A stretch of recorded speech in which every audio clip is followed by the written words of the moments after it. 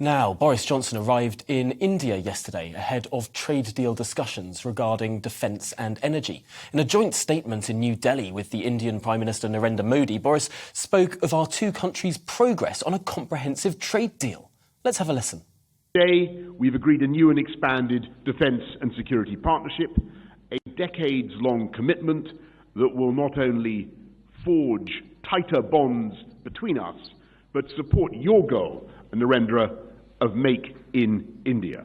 We're making full use of the freedom that we now have to reach a free trade agreement, a deal where you can lift those tariffs, you can, India, Narendra, on our machinery and apples. Actually, you've already done it on apples, so thank you for the apples.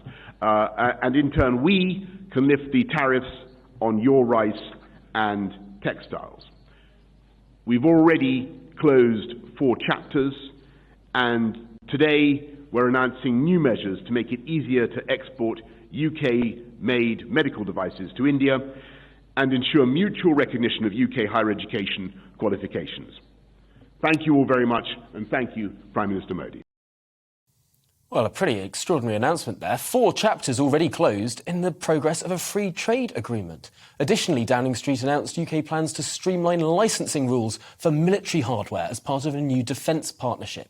Well, what does all this mean for Britain? Joining me now is Nikunja Garg, executive editor from The Times Now in India, who joins us live. Welcome to the programme.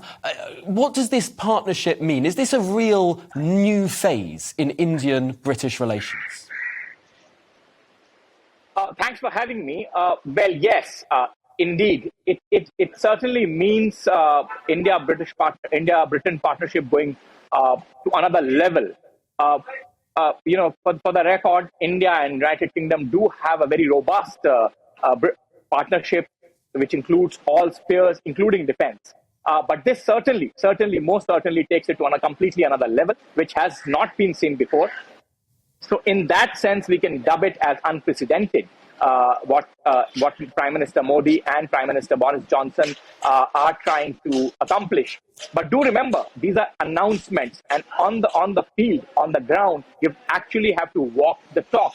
So a lot of armament, like India-United Kingdom Home Office dialogue, is a mechanism in place for many, many years. But I do not see my years of covering the Ministry of Interior in India, Ministry of Home, it is called, my years of experience in that, I do not see any substantive progress, particularly on the critical issues of fugitive Indian economic offenders being made. In some cases, like case of Mr. Vijay Mallya, despite India having won its cases in the United Kingdom, he hasn't been sent back to India because of British Home Office intervention. And that intervention has happened despite the fact that there is an established, well-oiled mechanism in which home secretaries of both countries and top officials talk regularly, both in Britain and in India.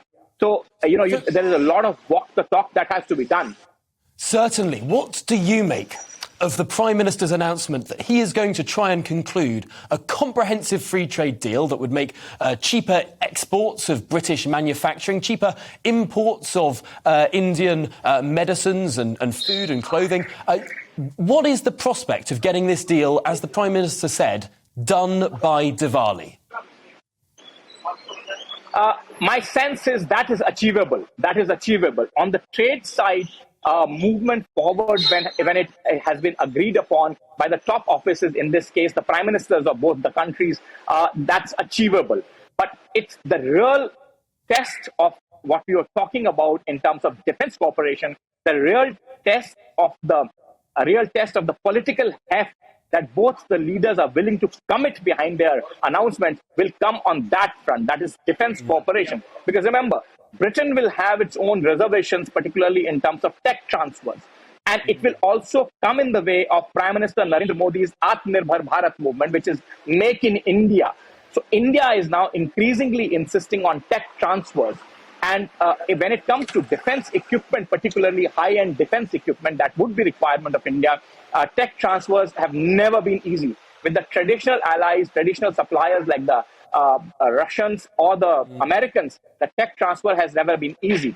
Now, India-UK defense partnership is by no measure a small partnership. It runs into billions of dollars, billions of pounds of purchases from the Indian side. However, the roadblock remains, and they will become stronger as India keeps on insisting on what is Prime Minister Narendra Modi's favorite clarion call at this moment of Atmanirbhar Bharat, which means self-reliant India. And that's where, as I said, the real test of the political capital that the both leaders wish to expend on this commentary, on this announcement, will come. Yeah, it's a big task, but achievable by the end of the year, by October even. That would be a remarkable political feat.